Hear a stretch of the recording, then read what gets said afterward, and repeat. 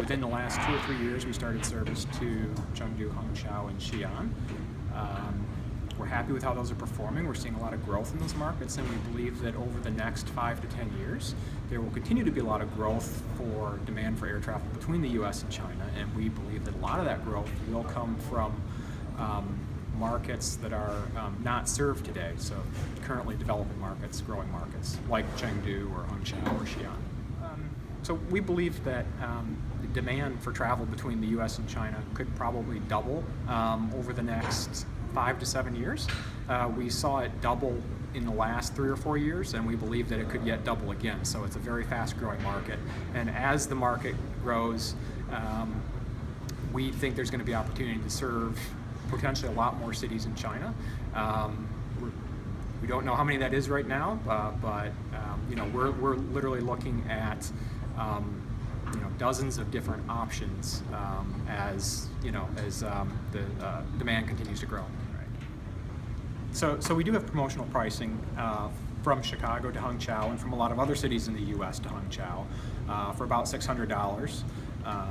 And so what we're really doing is trying to provide affordable fares for people to come visit Hangzhou, and for people in Hangzhou to come visit all over the U.S., not just San Francisco, but Chicago, New York, all the other wonderful cities in the U.S. too. So at United, we're looking at a lot of options to try and make our service much more hometown, if you will, for our Chinese customers. So we're looking at things, for example, like changing potentially our meal offering and making the meals, continuing to offer meals that our U.S. customers like, but also offering perhaps a Chinese menu that would be more of interest to our Chinese customers. And other amenities on board the aircraft, things like slippers, soup, and those kinds of things. We are planning to start rolling some of that out to make United a much more China-friendly airline. United States and China. We're one of the first airlines, U.S. airlines, to serve China. We're pioneering in almost all of the different phases of service. At United, we sort of think of, if you will, pardon the expression, U.S. China 1.0 was 15, 20 years ago. You couldn't get to China on a nonstop flight. You had to go through a third country in Asia like Tokyo, for example.